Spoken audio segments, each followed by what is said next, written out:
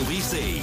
From Global, leading Britain's conversation, The Nigel Farage Show. Mr.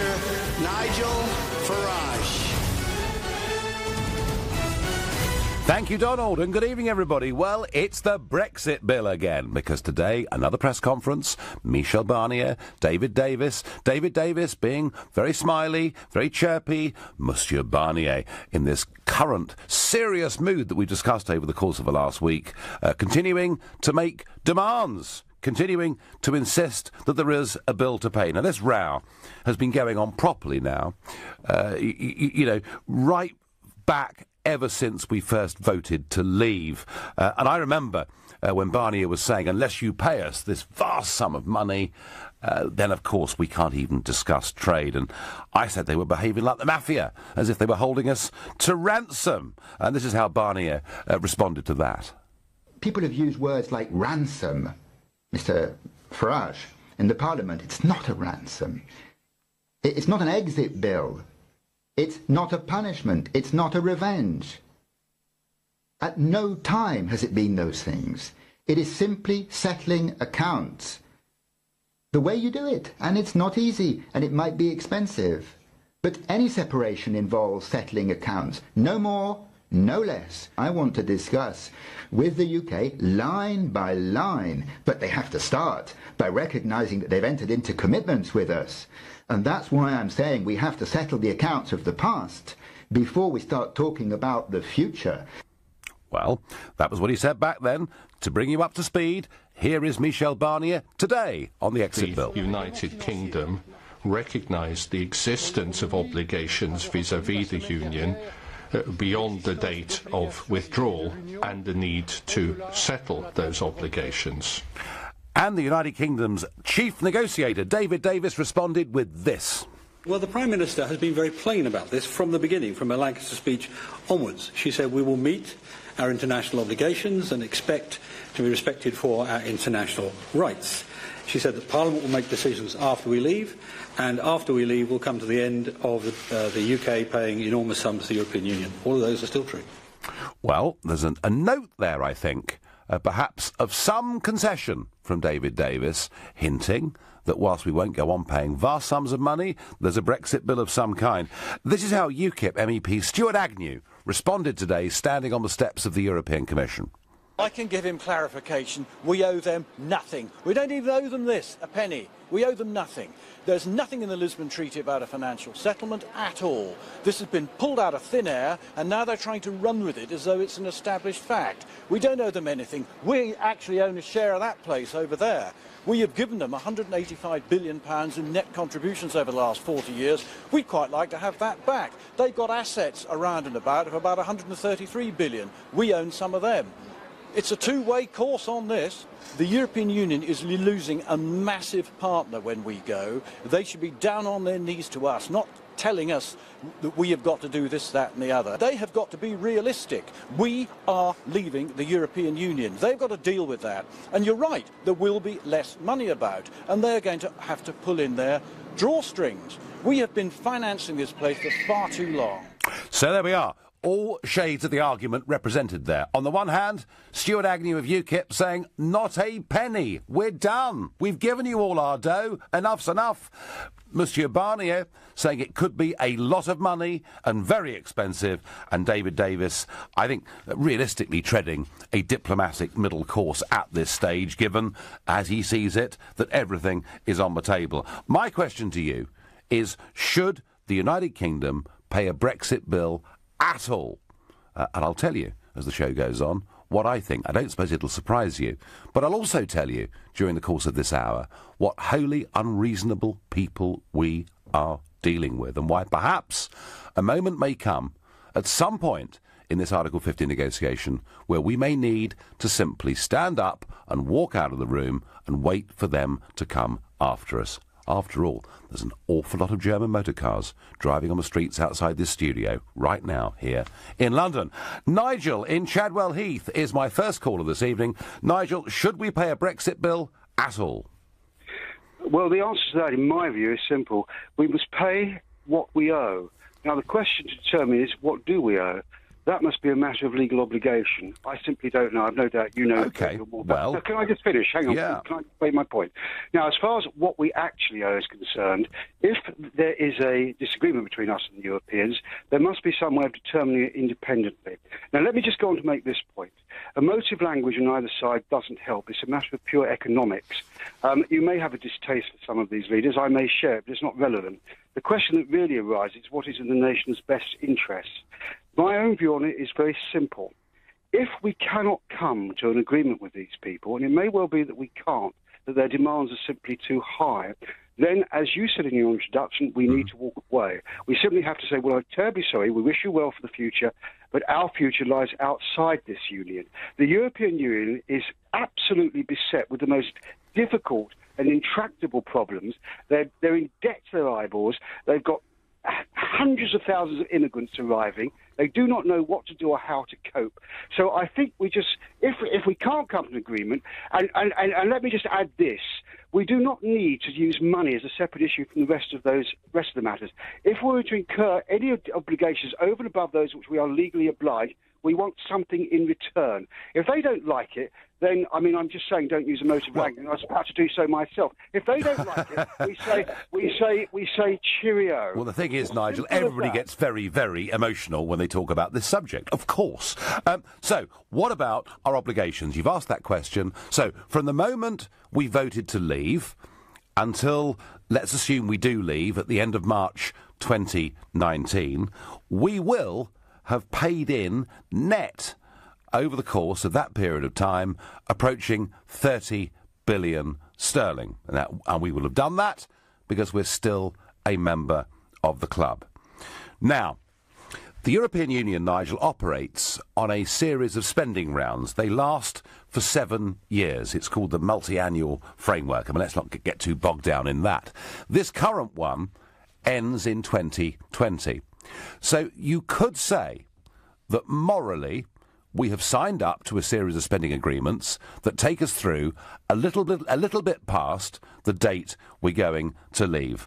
But beyond that, do we have any legal obligation? Well, Nigel, in Article 50, it makes it clear that the rights and obligations deriving from the treaties would therefore extinguish upon our leaving. All right? So it's perfectly clear. The Lisbon Treaty makes it very clear there are no future obligations. Now, I can think of one area in which there might be an exception to this, and that would be the area of pensions. And we'll talk about that again, not right now, but later on during the course of this hour.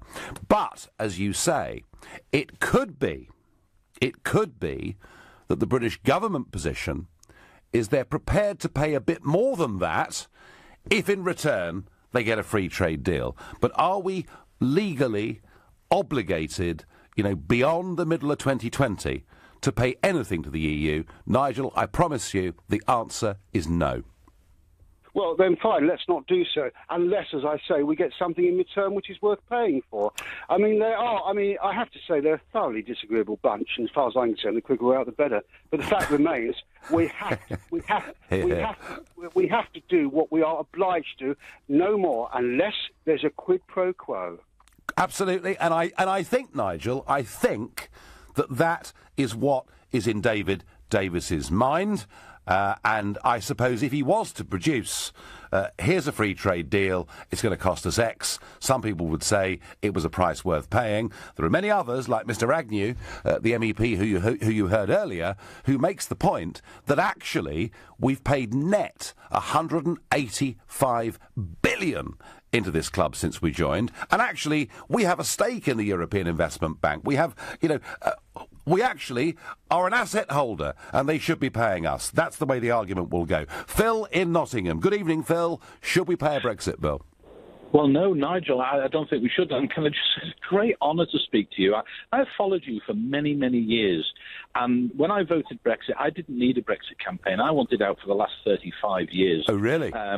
Yes, I had a gut instinct many, many years ago that this was not right, and there was more to it, far more to it, deep, deep things that I don't know. I often wondered what your opinion of it was, whether the whole thing about the pan-European movement was. But with regards to the Brexit thing, as somebody who's been divorced, I know full well what it's like when lawyers start thrashing things out about things that we've all contributed to. So, I lost half my house. I lost half of pretty much everything, but she contributed to this. There was tussles over the pension. I don't see why we should be given a great big bill when we've contributed to so many things. There's probably buildings and things and structures in Europe. Yep. We could say, right, well, half of that, thank you very much. And so you should be able to offset what we've contributed to into the fabric and the structure of Europe against this bill. They don't like us. They haven't never liked us. They've always envied our... Phil, it's a rotten telephone line, but I get the point. Phil says that the line that I've taken on all of this all the way through is we shouldn't be paying a Brexit bill. Actually, I'm far too soft on this. As Phil from Nottingham says, they should be paying us. Chris on Twitter says, the UK udder has run dry. Keep an eye on a lot of them, sir. I'm starting to worry that Brexit will not happen. If that happens, I will never vote again, says Gary. I'd pay them 88p to take a hike and stop giving the UK this headache. There's all sorts of suggestions coming in, some of which I can't read. Peter in Blackheath, should we be paying a big Brexit bill? Definitely no. Definitely no, right. On the basis that it's a membership and it's not a divorce. We are supposed to pay every year for what we're supposed to pay. I'm up for that. But it says on the accession treaty, it's only current members who pay. Once the 2 years are up, we'll be out. We will not be a current member. There's no liability onto us whatsoever. No, Peter, and it says here in Article 50, for a withdrawing member state, the rights and obligations deriving from the treaties would therefore extinguish. Peter, I am with you on this. No, and do you know what? We've paid them enough, Peter. We really have. I thank you. You're listening to the Nigel Farage Show exclusively on LBC, and it's 7:15. Nick Ferrari at breakfast with Matt Fry on LBC. Jeremy Corbyn has jumped on the bandwagon of outrage by saying that this excess pay should be slashed, that actually the BBC should respond, no top BBC star should earn more than 20 times the lowest paid BBC operative. Let's talk to Martin Campbell, media advisor for Media Objectives. I think he's wrong to base everything on the statement because it is only a snapshot. You can't possibly raise the salaries to narrow the gender gap because they haven't got the money to do it. Nick Ferrari at breakfast with Matt Fry every weekday morning from 7, only on LBC. Hi, I'm Michael Owen, and I know what it's like to be injured. If you've been injured and it's not your fault, you need to speak to Gowing Law. Text WIN to 80800 and Gowing Law will do the rest. Thanks, Michael. If you've been injured on the road or at work, Gowing Law could help you win thousands in compensation.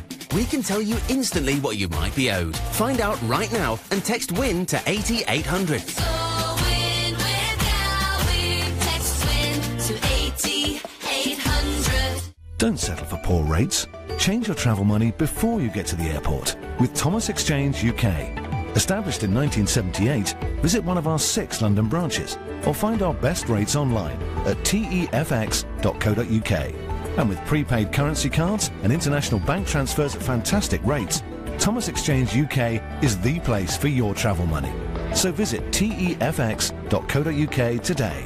That's tefx.co.uk. This weekend with M&S, raise a glass to saving 25% when you buy any 6 or more bottles of selected wine and champagne from the 2017 International Wine Challenge Supermarket of the Year. M&S. Spend it well. Terms, conditions and exclusions apply, subject to availability. Over 18s only. Please drink responsibly. See in store for details. Landlords, Direct Line guarantees to beat other insurers' renewal premiums for the same cover. Can your insurance do that? Switch to Direct Line Landlord. New customers only. Qualifying criteria apply. Underwritten by UK Insurance Limited. We've been thinking about Lucy. Wait! And how she's not very happy that her phone is on its way to Preston without her. And with it 86 selfies, 4 cat videos, that guy's phone number and her banking app.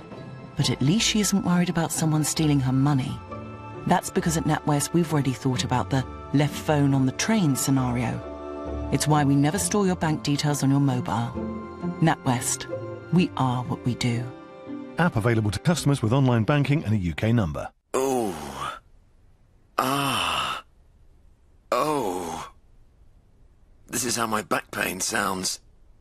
This is the sound it should be making.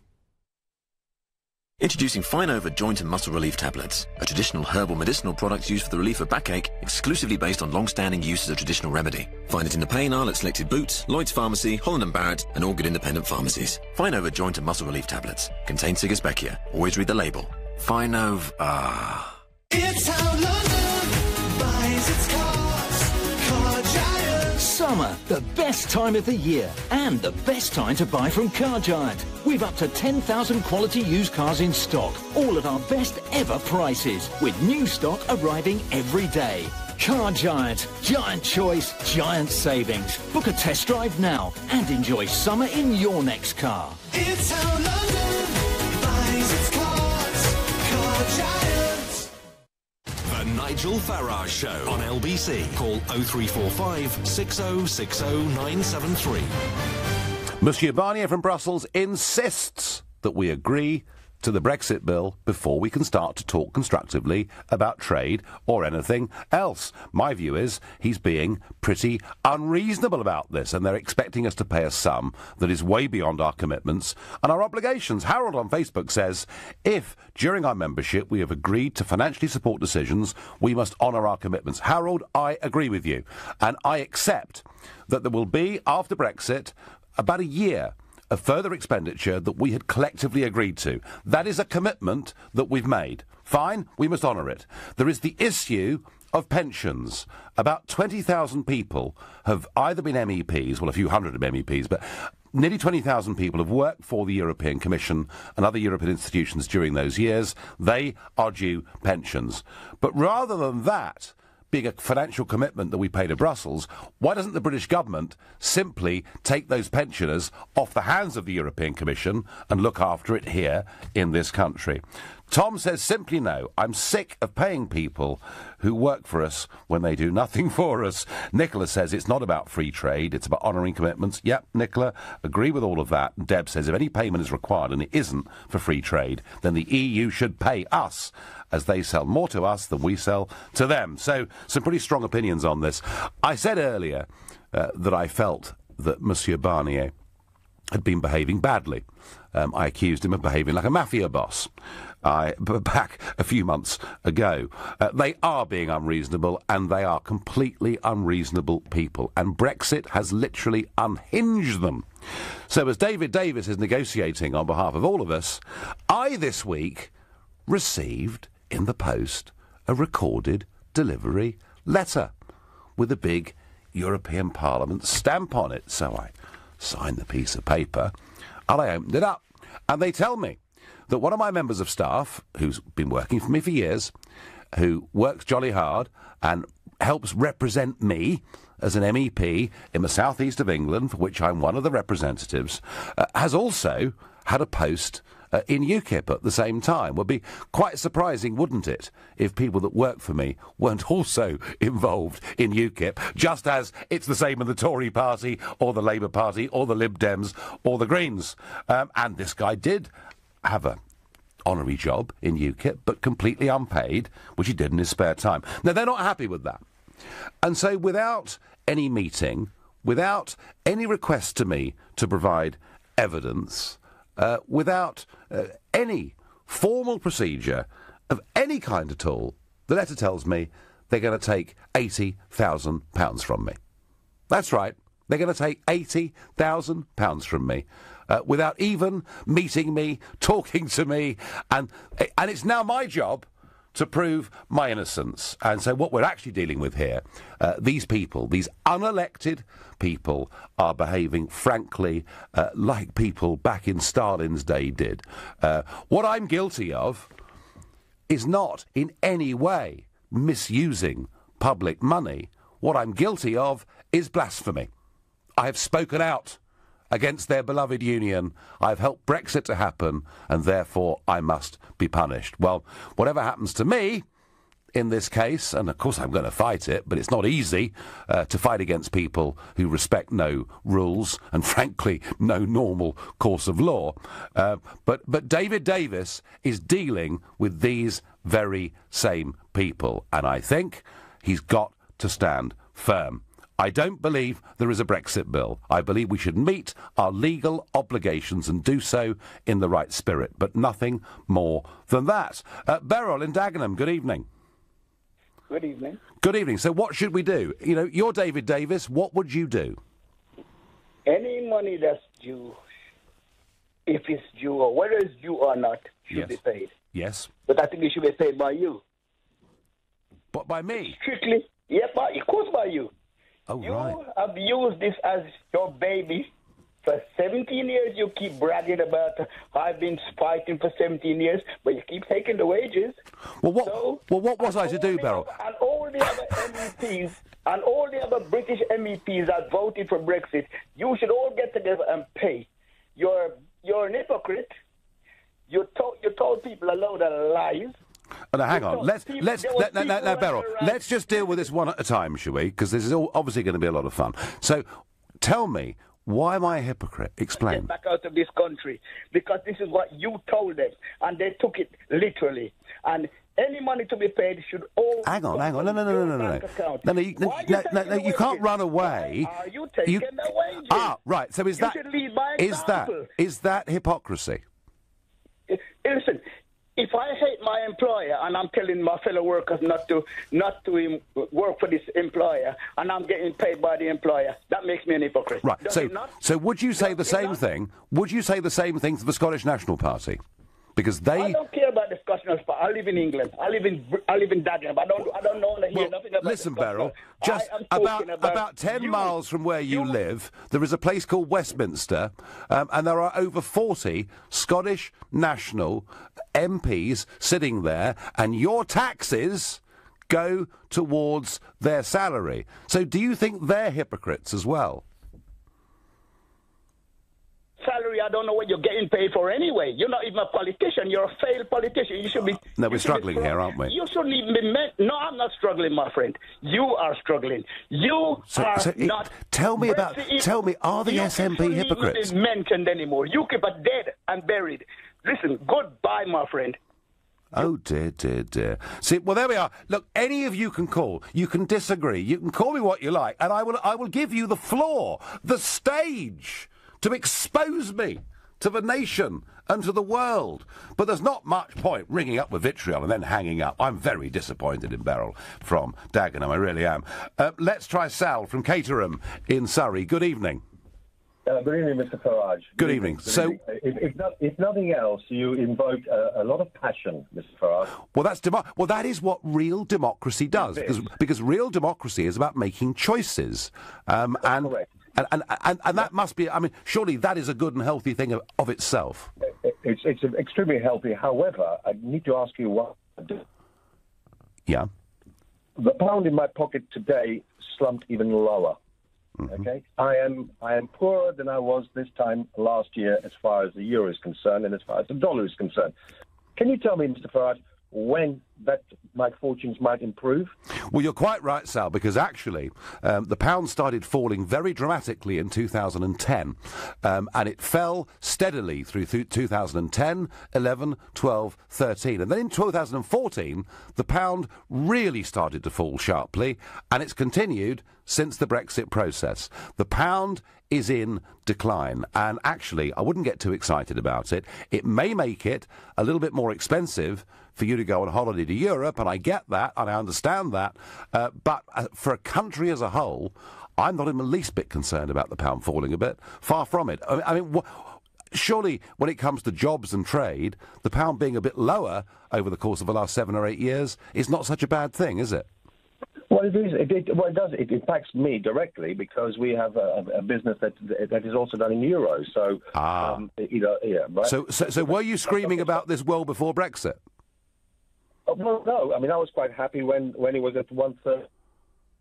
Quite comfortable, but I mean, at the moment, the people that voted for you, Mr. Farage, are also very poorer now. But Sol, I'm sorry. I think you're missing. I think you're missing the point that the pound has been falling steadily over the course of the last 7 years. Okay, so let me ask you another question. Okay. You had a very partisan view on the monies that we put across into the EU, delivered by a UKIP member, 185 billion net. So what have we had back from the EU during that time? OK, right. Now, one of the problems with the referendum is that there were one or two on the Leave side that talked in gross figures. This is what we put in gross. And you're right, Sal, because that complicates the argument, because we do get money back. Generally, if you're very rich and you own lots of land, then the EU's the best thing that ever happened to you. I mean, if you're a member of the royal family or you're a duke with a very large estate, then you've got a lot of money out of the European Union. There's other money that's come back too, in the form of regional grants and aid, and money's been given to part-subsidised bypasses round towns in the north of England, provided it's got match funding. So we can look at gross or look at net. The point that Mr Agnew made is even after we've had the rebate, and even after we've had money spent back in this country, incidentally, often in ways that we might not have chosen ourselves, but even after all of that, for the sake of simplicity, we've net put in £185 billion. And what have we got for it, Sol? Well, I mean, to be honest with you, I'm a Remainer, always will be, and I think that, frankly, this is not a good thing for the country. And there was a lot of rhetoric by yourselves and others for their own gain, which has essentially set sail on a journey. On a journey? For many years. Well, so look, let's be honest, the other side of the debate have had pretty much their own way for the last 45 years. They've been arguing for 45 years that we're part of something that is about trade. They argued back in 75 it wouldn't threaten our sovereignty, and in the end it did. And, any one side of a debate can criticise the other, but you did raise a very valid point at the beginning that if I've helped to bring a bit of passion back into British politics and to make people think that voting matters, if I've helped with that process, then I am pleased to have done that. You're listening to The Nigel Farage Show, exclusively on LBC. It's 7:30 and time for the news with Maura Alderson. The EU's chief Brexit negotiator says there's a big difference in how the UK and Brussels want to deal with the issue of citizens' rights. David Davis says Britain won't accept the European Court of Justice overseeing the rights of EU nationals living here after we withdraw. The policing ministers admitted there are worrying trends after official figures showed the biggest surge in crime in a decade. Offences recorded in England and Wales are up 10% on a year ago, while separate stats reveal police officer numbers are at a 30-year low. Sir Vince Cable says he wants to address the inequalities that disfigure British society after becoming the Liberal Democrat leader. The former business secretary succeeds Tim Farron, who stepped down last month.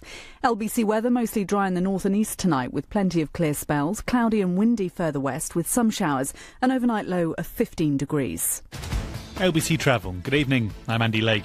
Well, let's start off in Hertfordshire because the M1 is crawling northbound approaching Luton after an accident and a breakdown earlier on this evening. Delays are back about 10 miles past the M25 to Watford. In Kent, the M2 is closed eastbound between junction 6 for Faversham and 7 for Brenley Corner to deal with a collision, leaving queues back a good 6 miles on the approach. In Surrey, the M25 still very slow this evening in both directions between junction 12 for the M3 and junction 15 for the M4. And then in South London, the A3 is shut along the north side of Clapham Common as investigation work to an accident earlier on continues. Finally, in Cheshire, the southbound M6 is queuing between junction 21A and junction 21 after an accident in Warrington earlier. For more real-time traffic updates, go to lbc.co.uk. This is LBC.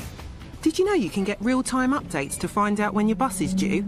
There are loads of mobile apps available, powered by TfL data, or you can visit our website, all of which make it easier than ever to plan your journey. Running for the bus may soon be a thing of the past. Search TfL improvements. To the Mayor of London and TfL, every journey matters. This weekend with M&S, raise a glass to saving 25% when you buy any 6 or more bottles of selected wine and champagne from the 2017 International Wine Challenge Supermarket of the Year. M&S. Spend it well. Terms, conditions and exclusions apply, subject to availability. Over 18s only. Please drink responsibly. See in store for details. And this is the new Golf! Lovely, isn't it? Looks great! It's got daytime LED running lights, so you'll be seen through this fog. Perfect! Rain won't be a problem for the high-speed windscreen wipers. Nice! Heated mirrors, too, so they don't steam up. Has it got a sunroof? Sunroof? It's an option. Not sure you'll need one, though.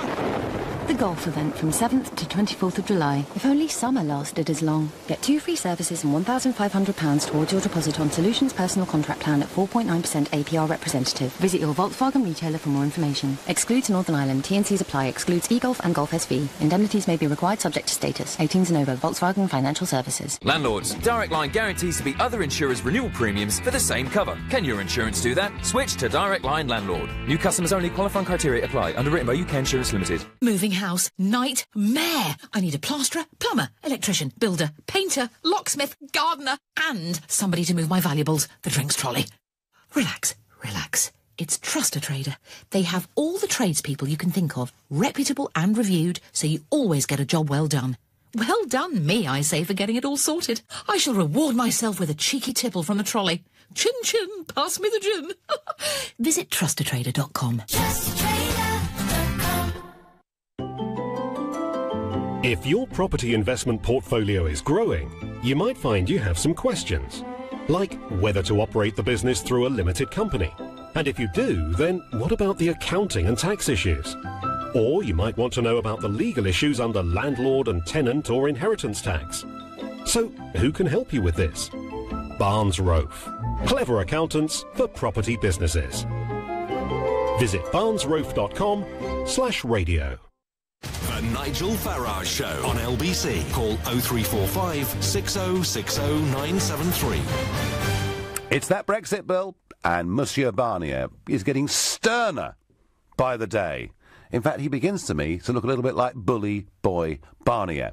And they are absolutely insisting that we cough up a large sum of money, and one that is way beyond any legal obligations that we have under the treaties that we've signed and passed in our Parliament. And I'm asking you whether we should be paying that Brexit bill. I really don't think we should. I have a feeling that the British government may, but I hope that if they do it, it's done because they get something in return for it, and they might think a free trade deal is a price worth paying. I don't, because actually they sell us more than we sell them. Also in the news today, crime figures. And we've seen the biggest rise in serious crime in this country for a decade. And the numbers, well, they're not very pretty. Violence against the person, up by 18%. Sexual offences, up by 14%. Knife and gun crime, up by 20%. And Clive Bull will pick this up at 8 o'clock later and talk about, is there a link between this and falling police numbers? Or, I might suggest, one of the reasons numbers keep going up is because our population dramatically keeps going up. So perhaps these figures, horrid though they are a little bit less of a surprise than they might be. So back to the Brexit bill. And Paul in Stoke-on-Trent. Paul, you're David Davis. What are you going to do? Yeah, Nigel, yes, of course we have to pay, because we don't live on a different planet. This is sometimes what I don't understand about you guys when you're going on about this Brexit. Mm-hmm. We are part of Europe. There has been peace all my life because of countries working together. I've got friends across Europe, and it seems to me that people are just saying, no, nothing. We've entered into works all over Europe, all over our country that we need to go from. And if we just walk away and we say we're not going to pay anything, then that destabilises everything. And just one other thing, Nigel, right, yeah?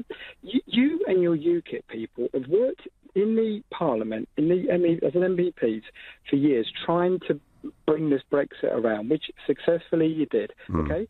Then now UKIP should come out and say, none of our MEPs are going to take a pension from the EU. None of them are. I'm not going to take a pension because this is what we've wanted. If you could, I'd love you to say that on air tonight. You will not take a pension. Well, why should I? Stop. Why should I put my family through that?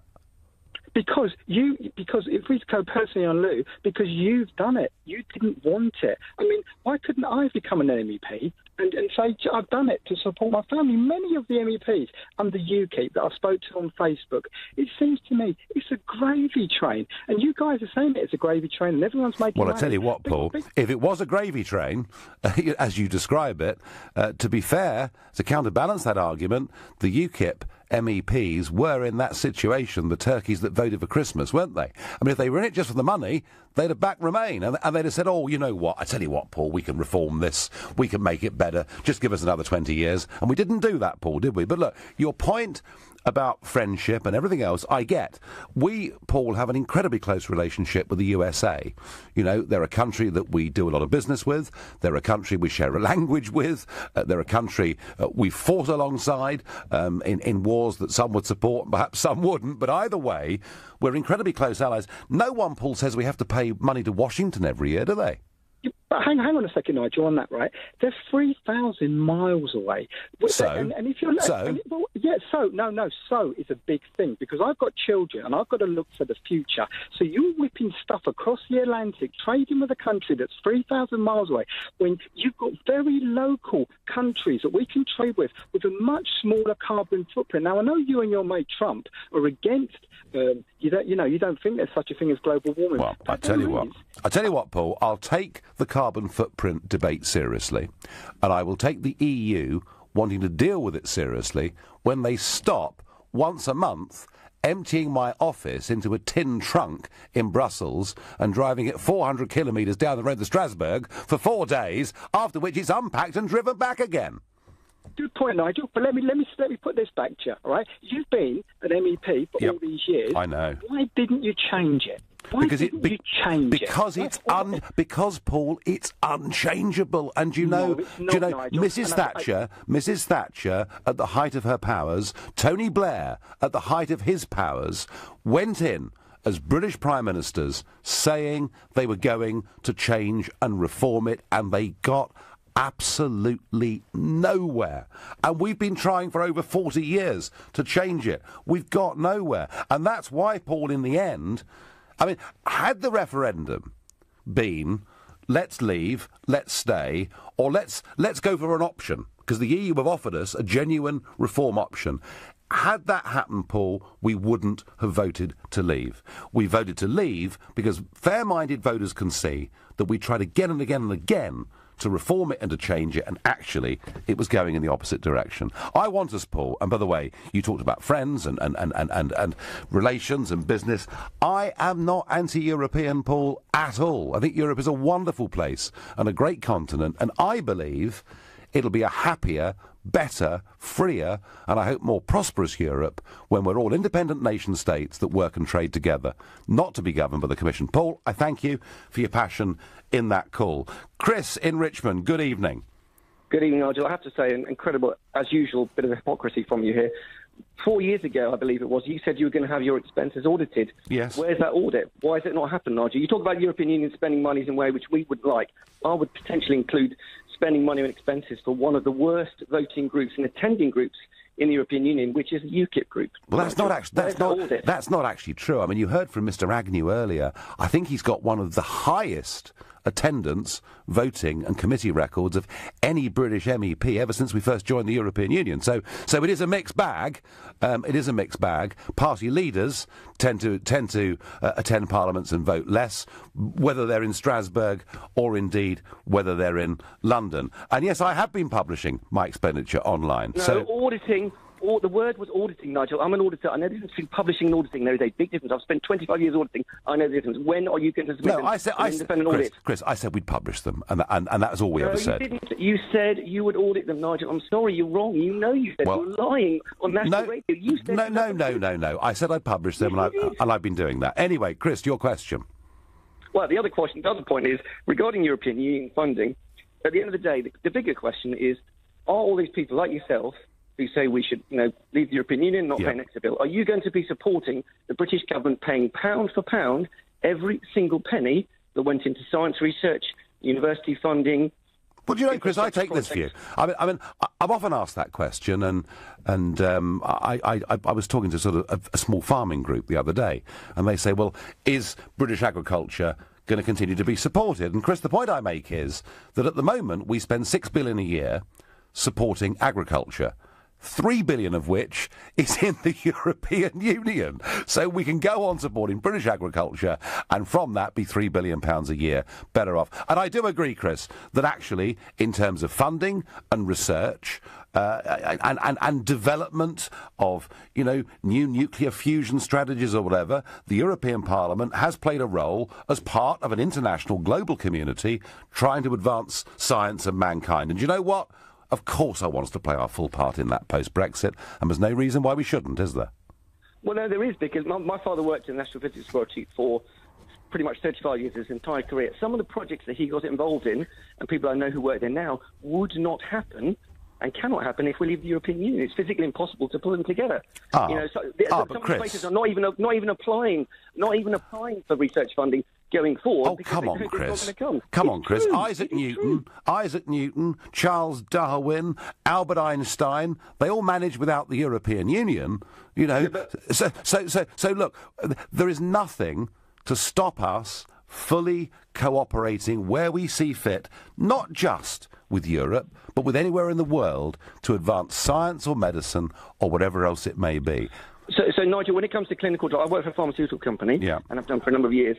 Are you happy with the fact the European Medicines Agency is leaving? All our best regulators are leaving this country, or will be soon. That's going to delay any new cancer treatment, or I guess what they call kind of orphan diseases, which are very difficult to find funding for. It's going to be very, very difficult. It's about time. Excuse me, Chris, I'm somewhat sceptical. I'm somewhat sceptical that I think what we've seen in parts of the pharmaceutical industry is a very big business lobby through European regulation actually doing its best to close down small and medium-sized competitors, and in particular those offering alternative therapies. So we're perfectly capable, Chris, of regulating ourselves, the pharmaceutical industry. We don't need that to be done for us by Brussels. I certainly feel that. And Chris, we're not pulling back on the world. We haven't pulled up the drawbridge. We're not being isolationist. We're actually freeing ourselves to do more of these kind of projects on a world stage. Right now, you're listening to The Nigel Farage Show, exclusively on LBC. It's 7:45. Coming up at 8 on LBC, Clive Bull. Official crime figures show a big increase, and another set of figures today show police numbers at the lowest for 30 years. So are these two connected? Clive Bull on LBC. It's Super Weekend at Lidl with up to 50% off selected products. Get a bottle of dry AOP Bordeaux, only $2.99. 10 kilograms of complete dog food, just $3.99. And 750 grams of premium dry cat food, just 99p. Lidl, big on quality, little on price. Subject to availability and may vary, selected stores while stocks last. At Express Solicitors, we help people that have been in accidents that weren't their fault claim compensation. No win, no fee. On average, we've helped our clients recover over £4,000. We cover every area of personal injury. So if you've been injured at work, on the road, as a result of medical treatment or any other injury, find out if you have a valid claim. Text LAW to 81156. Express Solicitors. That's LAW to 81156. Have you discovered the award-winning new Citroen C3? With integrated connected cam Citroen, 36 bi-tone colour combinations, Apple CarPlay, and 3 years free servicing. Why not discover it for yourself in showrooms now, or search new C3. Citroen. Features available on selected models. 3-year offer ends after 36 months or if 35,000 miles are exceeded, whichever occurs soonest. Terms and conditions apply at participating dealers only. Don't ignore the workplace. It's the law to have a work... Even if you work from home and only employ one person, you'll still need a work... You'll still need to offer a workplace pension. Ah, finally. I got your attention. Don't ignore the workplace pension. It's the law. Get to know your responsibilities with help from the pensions regulator. Visit workplacepensions.gov.uk.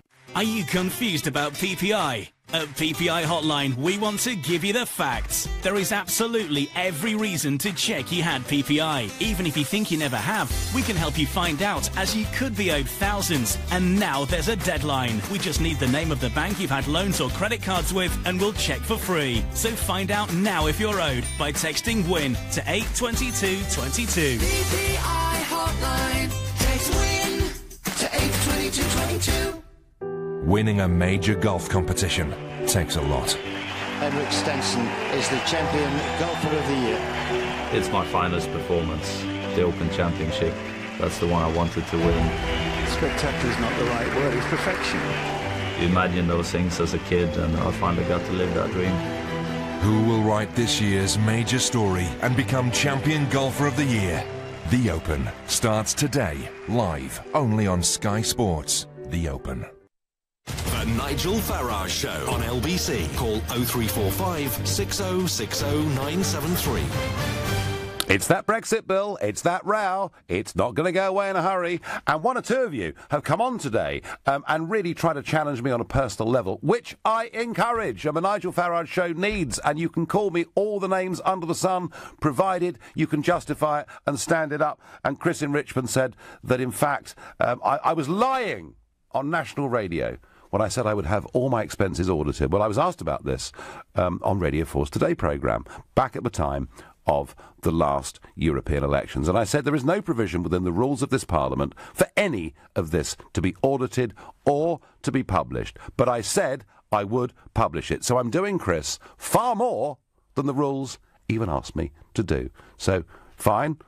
Any of you that want to come on and call me a liar, want to come on and call me a hypocrite, it's 0345 6060 973. Yeah, provided we keep the language clean, you can come on and do it, but you have to back it up. Now, apparently, and I was waiting for this, I have not heard, I've not seen any messaging tonight about Jacob Rees-Mogg. I was getting worried. But here I've got one. The Mogg on Sky News today made the same point of no legal obligation, but a moral obligation to pay what we are committed to.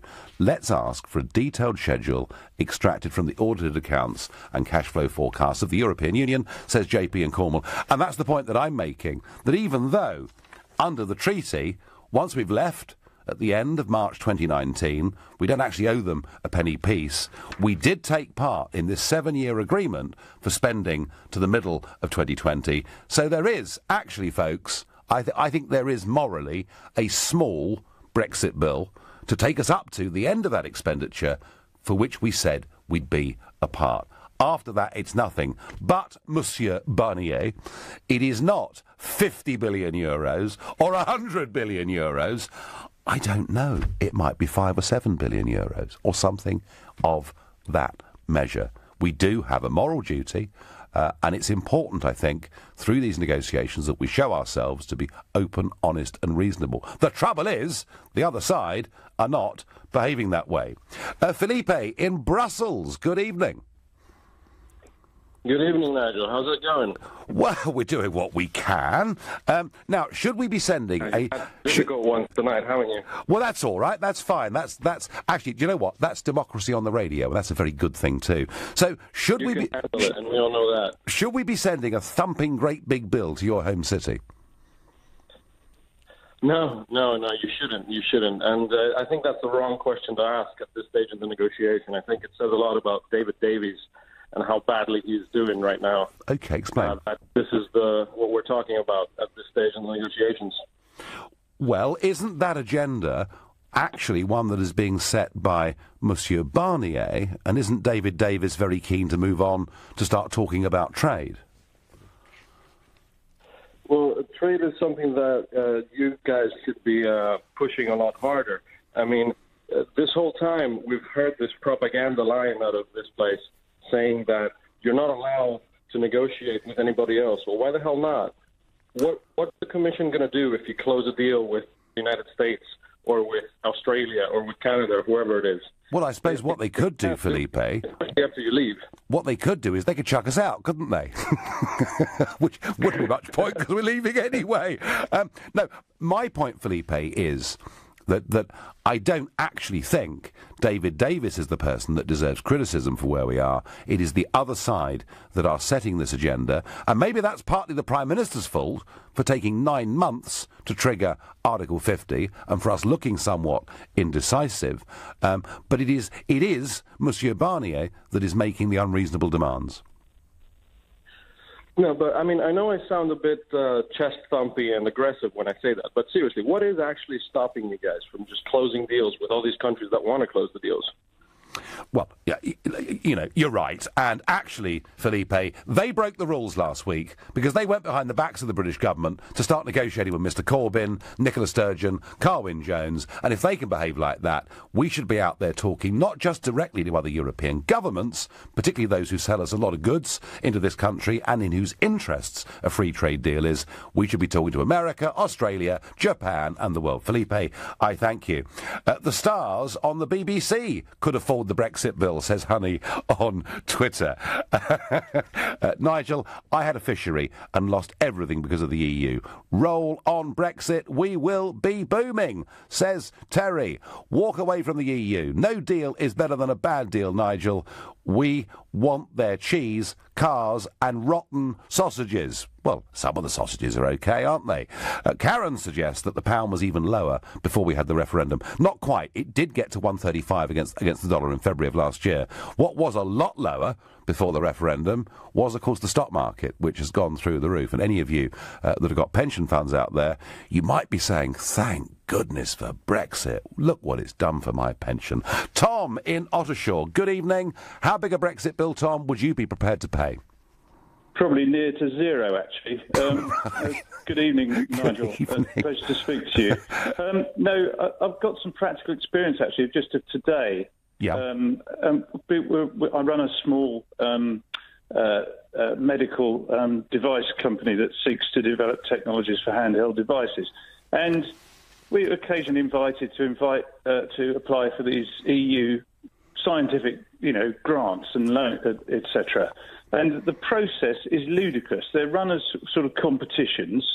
You have to put in this enormous amount of paperwork, which is a kind of a game. And it's such a game that sort of companies have grown up around it, consultancy companies, who will guide you through this process for a percentage of the or a fee, contingent on you getting the grant.